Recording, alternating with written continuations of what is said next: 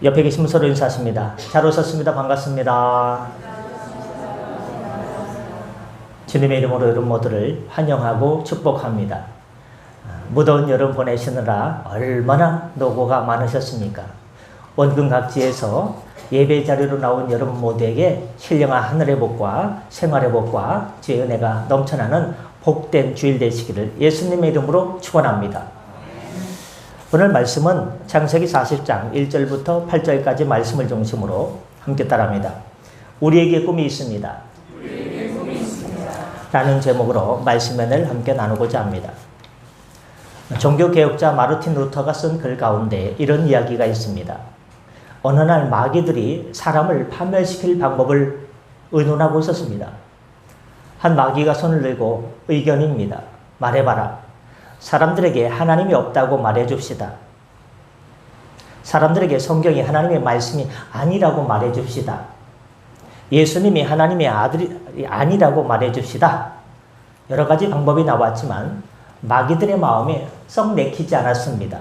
그런데 한 마귀가 새로운 의견을 제시했습니다.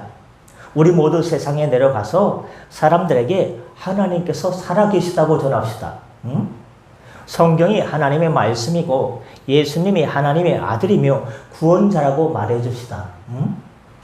그리고 예수님만이 유일한 구원자라고 말해줍시다. 그러나 구원받을 시간이 아주 많이 남아있으니 절대로 서두를 필요가 없다라고 말합시다. 좋은 생각입니다. Good idea. 결국 이 의견이 채택되었다라는 이야기가 있습니다. 어떻습니까? 맞는 말이지만 뱃살 나오신 분들은요, 제일 싫어하는 말이 뭐예요? 맛있는 음식을 앞에 두고 언제부터 운동하라고요? 내일부터. 맨날 내일이에요. 그렇습니다. 사단 마귀가 좋아하는 것은 신앙생활 언제부터 열심히 할까? 무더위 좀 지나가고 나서 가을 좀 돼서 다음 주부터 열심히 하지. 내일부터 열심히 하지. 여기에 넘어가면 안 된다. 이 말을 하고자 한 것입니다. 오래전에 미국의 뉴욕을 떠나서 샌프란시스코를 향해서 항해하던 증기선 센트럴 아메리카호에 어디가 새는지 구멍이 났는지 물이 새어 들어오기 시작했습니다. 다행히 근처를 지나가던 배가 구조 신호를 받고 급하게 달려왔습니다. 그런데 센트럴 아메리카호의 선장은 구조선 선장에게 지금 물이 새고 있는 것은 맞는 사실이지만 내일 아침까지는 괜찮을 것이니 날이 살 때까지만 기다려달라고 말했습니다. 밤중에 그 구조선이 온 시간은 한밤중이었거든요. 승객들을 구조선으로 옮겨 태울 때의 그 혼잡을 염두에 둔 결정이었습니다. 구조선 선장은 승객을 빨리 옮겨 태워야 된다고 재차 요구했지만 이게 얼마나 큰 배인데요. 염려하지 않아도 됩니다. 쉽게 가라앉지 않습니다. 날이 밝을 때까지 기다립시다. 라는 말을 되풀이했습니다. 그런데 센트럴 아메리카는 내일을 보지 못했습니다. 왜 그럴까요? 1시간 후에 갑자기 불빛이 사라짐과 동시에 물속으로 침몰해서 승객 모두는 배와 함께 수장되고 말았기 때문입니다. 구원받기를 뒤로 미룬 이야기 있죠. 사람들에게는 어떤 것을 중요한 일을 뒤로 미루는 습관이 있습니다. 내일 하지. 살고 죽는 문제도 아닌데 내일 하지. 그러나 내일은 내 것이 아닙니다. 내일로 미루는 것은 마귀의 달콤한 유혹에 넘어가는 것입니다. 지금만이 기회입니다. 사람들이 흔히 하기 쉬운 실수 중 하나가 무엇인가 하면 다음에 하면 되지라고 생각합니다. 그러면서 꿈은 천천히 이루어지는 것이니 오늘 하루쯤은 이런 일쯤은 괜찮다는 생각을 합니다. 2013년 8월 일본의 프로야구 최고령 승리 투수의 기록을 바꾼 투수의 이야기가 있습니다. 그 선수의 이름은 야마모토입니다. 거의 야시가 많아요. 야마구치, 야마모토.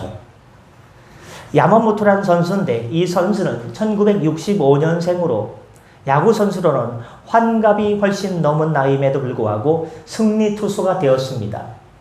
근데 이 선수는 독감에 걸려서 의사가 5일이나 지난 다음에 운동이 가능하다고 말했음에도 불구하고 3일 만에 공원에 나와서 달리기를 시작했습니다. 말을 참 안 들어요. 그 이유를 묻자 쉬면 움직이지 못하기 때문이라고 말했다는 것입니다.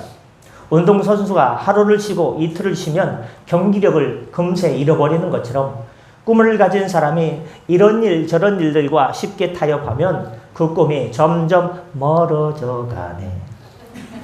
꿈은 내 마음속에 여전히 있다 해도 꿈을 이룰 동력을 잃어버리고 만 것입니다. 왜 멀어져 가느냐? 다음 세대를 살리기 위해서 제가 요즘 작사를 하고 있어요. 그럼 컴퓨터가 알아서 작곡해주고요. 알아서 노래까지 불러줘요.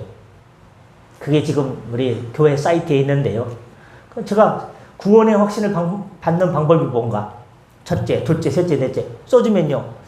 컴퓨터 AI한테 이것을 노래로 잘 만들어 주어 하면요. 알아서 연주해주고 알아서 잘 불러주고 두 곡씩 만들어줘요. 하나는 남자, 하나는 남녀 중창 듀엣으로. 얼마나 기가 막힌지. 이제 작사, 작곡가들 밥 먹고 살 길이 멀어졌어요. 알아서 해주니까. 근데 감동은 조금 없지만 연습하다 보니까 나왔네요. 그래서 꿈을 이루는 도대체 어떻게 해야 되느냐? 세 가지. 첫 번째, 따라합니다. 포기하지 맙시다. 요셉의 생애를 살펴보면서 깨닫게 되는 것 중에 하나가 요셉은 포기할 줄 모르는 사람이었다는 것입니다. 요셉이 형들에게 미움을 받아 애굽으로 끌려가고 종으로 팔려가고 모함을 받아 감옥에 들어가고 감옥에 들어가서 술 맡은 사람의 꿈을 잘 풀어주었습니다. 그리고 당신이 잘 되거든 나를 생각하고 내게 은혜를 베풀어서 내 사정을, 내 억울한 누명과 사정을 바로 왕한테 잘 얘기해서 나를 이 집에서, 이 감옥에서 나오게 도와주세요라고 부탁을 했습니다. 그런데 다행히 이 술 맡은 관원장이 복직이 되었습니다. 그러면 그 술 맡은 관원장이 요셉의 부탁을 들어주었을까?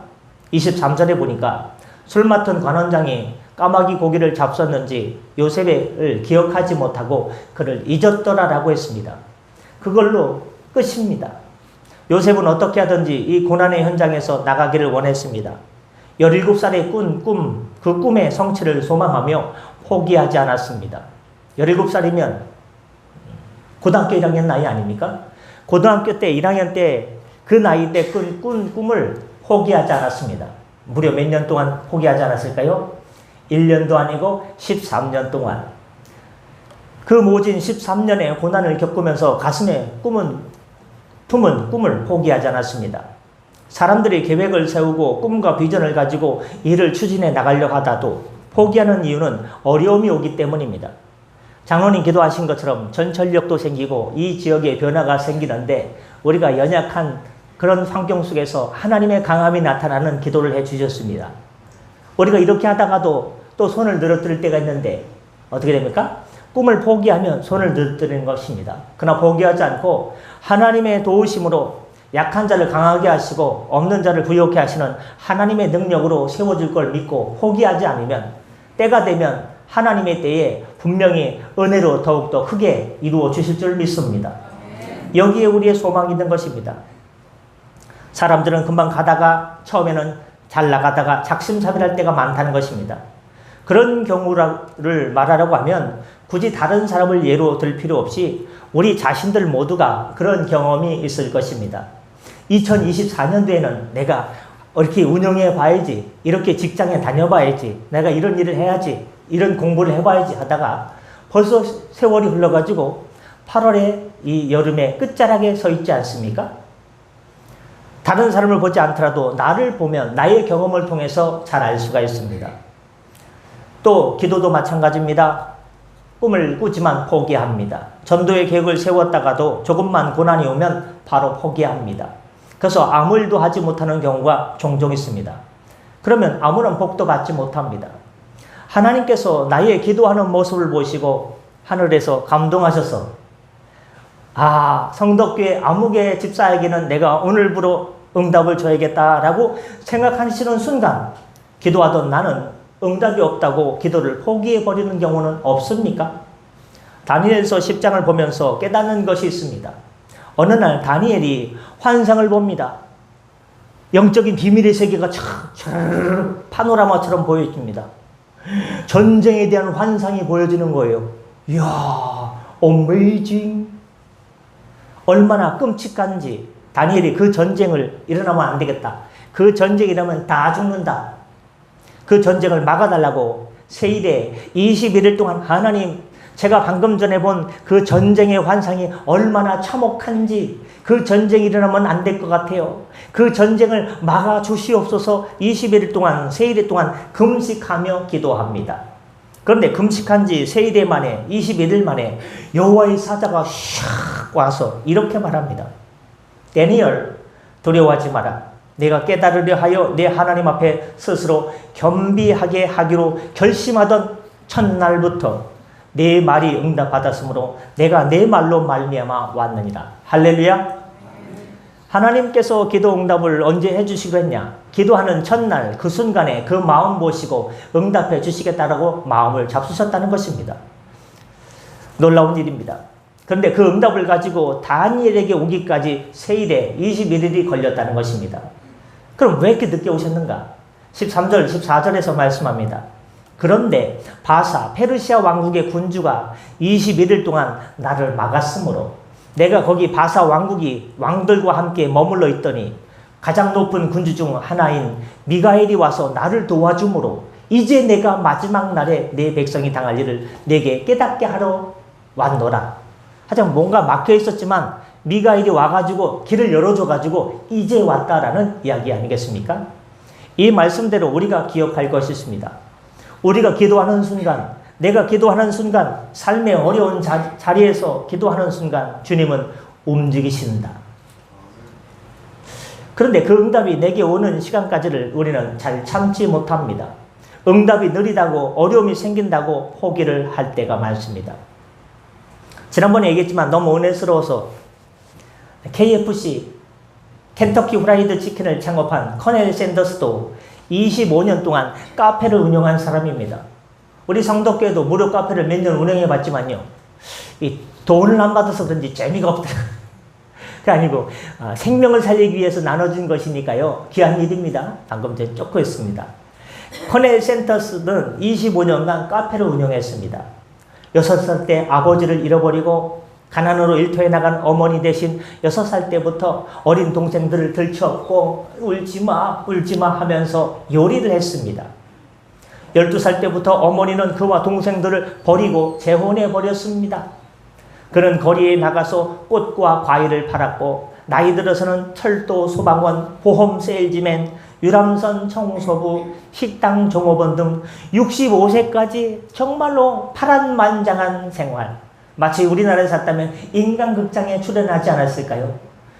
그렇게 편안한 날이 하루도 없었어요. 65세 때까지 힘들었습니다. 이제는 다리 펴고 사는가 했는데 1950년대 초 그가 경영하던 식당 바로 앞으로 길이 나는 거예요.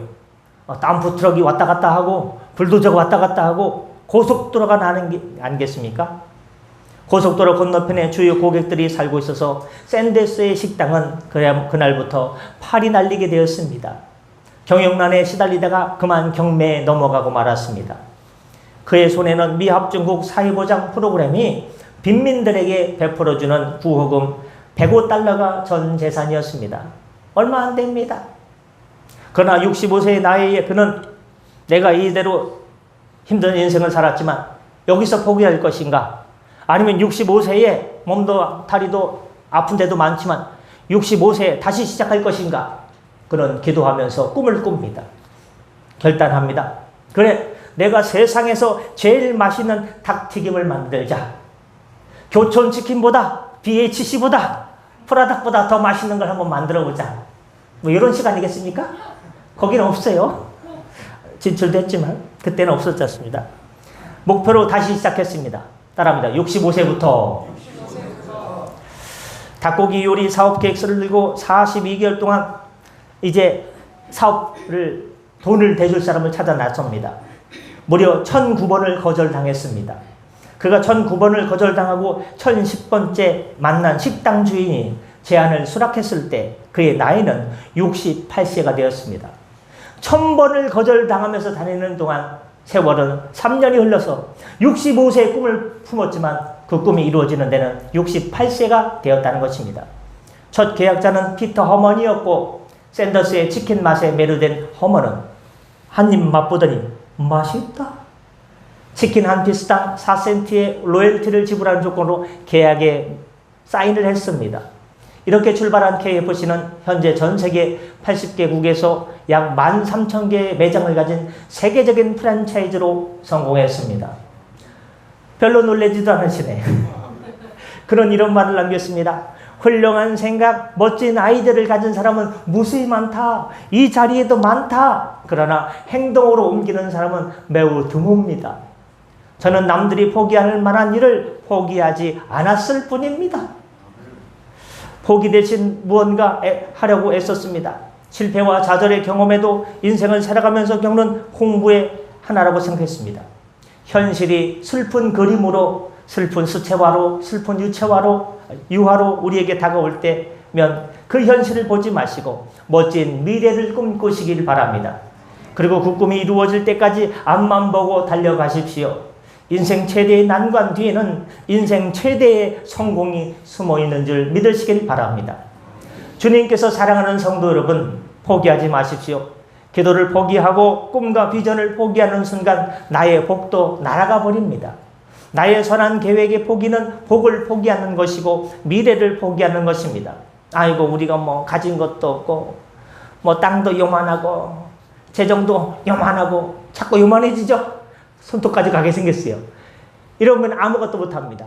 그러나 내게 능력 주시는 자 안에서, 여기 앉아 계시던 분께서 말씀하신 내게 능력 주시는 자 안에서 내가 모든 것을 할 수 있습니다라고 기도하며 믿음으로 달려가면 주님께서 은혜로 세우실 줄 믿습니다. 요셉도 하나님 주신 그 꿈을 포기할 수 없었습니다. 요셉 얘기하다 보니까 요섭이가 생각나네요.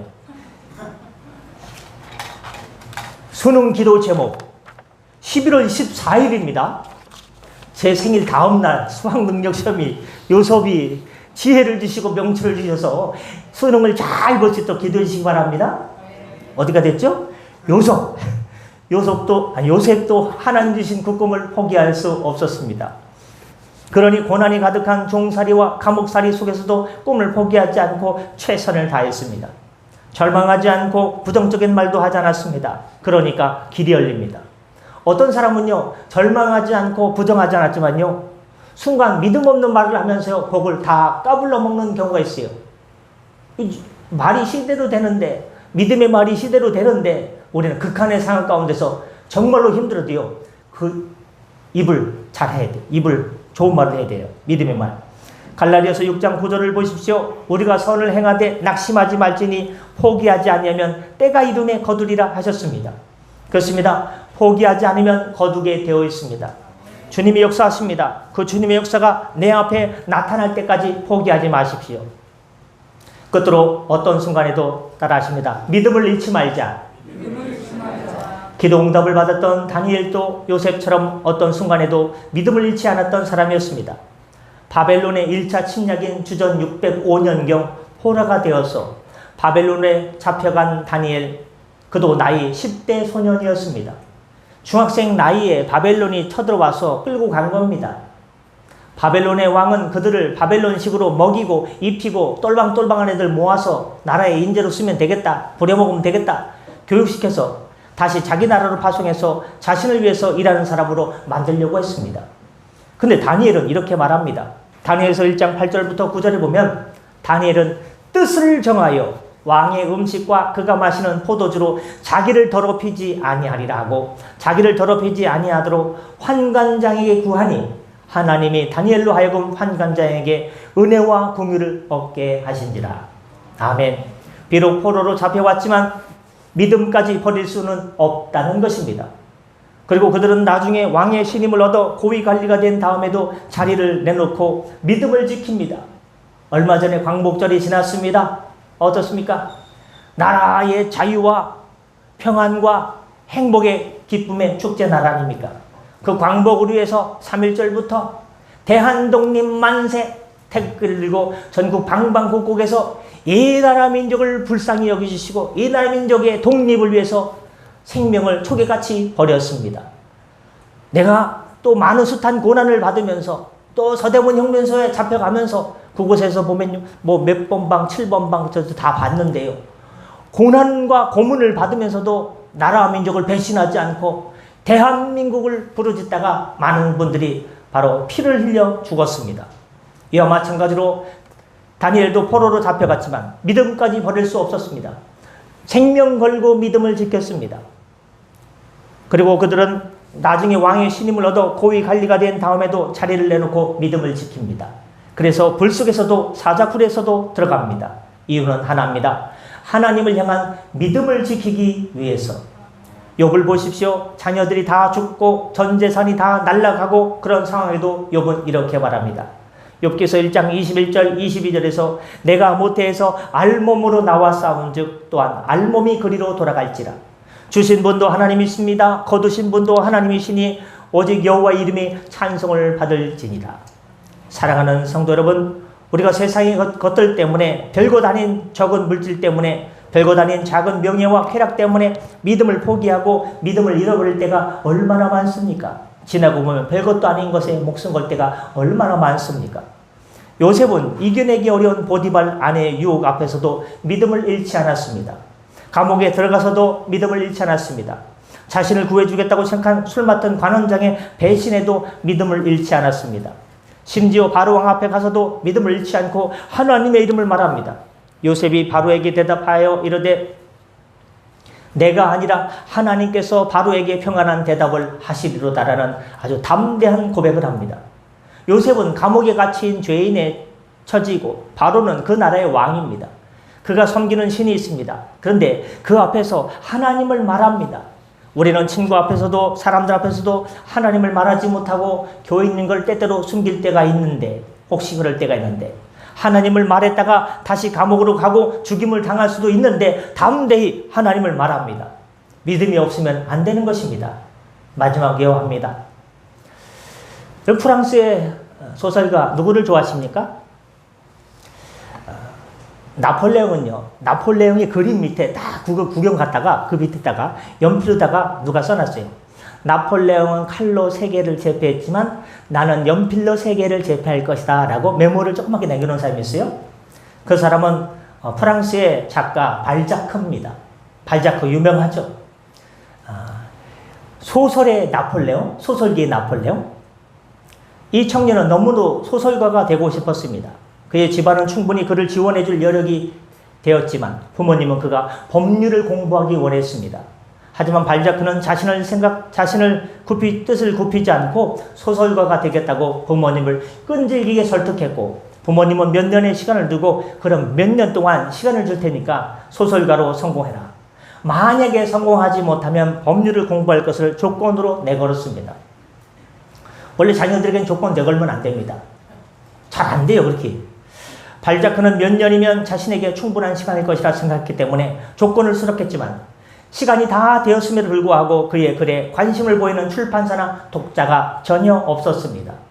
가망이 없어 보이는 상황에서 부모님은 약속대로 자, 이제 시간이 되었다.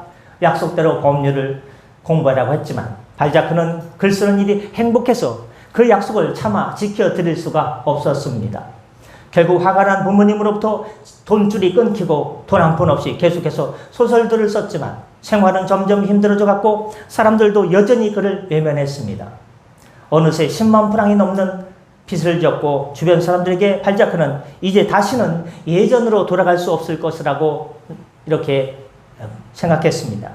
그러나 발자크는 잠자는 시간 외에 하루에 14시간에서 16시간 동안 모두 글쓰기에 투자했고 결국 그의 평생의 역작이자 역사적 대적이라 할 만한 인간 희극을 완성합니다. 원래 발자크는 고리울 영감으로 유명하죠. 고리울 영감. 한 여관집 주인인데요. 할아버지인데요. 딸 둘이 있어요. 근데 딸 둘이 시집을 잘 갔어요. 아버지가 부자라 이렇게 해가지고. 딸들이요. 시집을 갔는데 사위가 다 도둑이 됐어요. 집에만 오면요. 다 털어가는 거예요. 여인 속에. 뭐 금붙이 뭐 돈 다 가져가요. 그냥. 그러니까 할아버지가 자식 잘못 키웠구만. 그 고리울 영감이. 그래서 그 영감과 이야기하면서 이 자본주의 속에서 돈에 정신 나간 이 딸들의 남편, 사위와 그 딸들 한 통속이다. 뭐 그런 고리울 영감 책이 있고요. 그것보다 더 유명한 게 뭡니까? 인간 희극이에요. 19세기 초에 프랑스를 갖다가 돌아보는 건데요. 되게 오랫동안 썼어요. 작은 소설, 큰 소설 해가지고 옴니버스 형식으로 127편을 완성하려고 했는데 한 100편 정도, 90, 좀 안 되게 소설을 하고 다 완성하지 못하고 51세에 결혼하고 2달 만에 그만 죽었습니다. 그래서 이 소설이 미완성이에요. 이 사람은요, 프랑스 자본주의를 3가지 측면으로 봤습니다. 첫 번째는 섹션을 나눴는데 프랑스의 풍경, 얼마 전에 올림픽 있지 않습니까? 막 그냥 막 모네 언덕부터 해가지고 모네가 어쩌겠죠? 좀 아는 척 하려는 사람들은 파리의 센느 강부터 해가지고 이렇게 현상학적으로 세상을 보려고 했어요. 소설을. 두 번째는요, 철학적인 측면에서 소설 세계를 바라보는 거예요. 노동자를 보고 군인을 보고 공무원을 보고 사회를 보고, 또 하나는요, 이렇게 다른 분석학적인 측면에서 소설을요, 19세기의 프랑스를요, 건축 양식에 맞춰가지고 이쪽 지역, 부르주아 세력, 어려운 사람들, 노동자, 또 이렇게 자본주의, 한 큰 건축을 하는 식으로 이렇게 지으려고 했던 게 인간 희극입니다. 평생의 역작이자 역사적 대극이라 할 만한 인간 희극을 완성해서 아주 유명해졌습니다. 꿈이 어떻게 됐습니까? 다 죽게 되었을 때, 죽은 후에 그 이름이 빛나게 되었습니다. 여러분, 우리의 삶 속에 길고 긴 절망의 터널이 결코 끝날 것 같아 보일 때가 있습니다. 이대로 인생이 끝날 것만 같고 나는 여기까지인가, 나의 삶은 여기까지인가, 모든 걸 포기하고 싶을 때가 있습니다. 우리가 잘되고 성공하기를 바라는 하나님의 아버지가 계시다는 사실을 믿어야 되는데 믿지 못하고 절망 속에 헤어나지 못할 때가 있습니다. 이럴 때 우리는 뭘 잡아야 됩니까? 믿음을 붙잡으시길 바랍니다. 민수기 6장 24절 26절은 말씀합니다. 여호와는 내게 복을 주시고 너를 지키시기를 원하시며 여호와는 그의 얼굴을 내게 비추사 은혜 베푸시기를 원하며 여호와는 그 얼굴을 내게로 향하여 얻으사 평강 주시기를 원하노라. 여러분, 하나님을 믿으십니까? 말씀을 믿으십니까? 하나님의 약속을 믿으십니까? 그렇다면 믿음으로 살기를 절대 포기하지 마시길 바랍니다. 믿음으로 살면 다 잘 됩니다. 그래서 예수님께서 말씀하셨습니다. 마태복음 6장 33절에 너희는 먼저 그의 나라와 그의 의를 구하라. 그리하면 이 모든 것을 너희에게 더하시리라. 저는 지난주에 주보했다가 좀 쑥스럽고 창피하지만 다음 세대, 장로님 기도하시면서 다음 세대 청년들, 주일학교 학생들, 이 사람들 어떻게 살릴 거냐? 우리가 나가서 전도지를 주는 사람들은 한정됩니다. 또 잘 받지도 않습니다.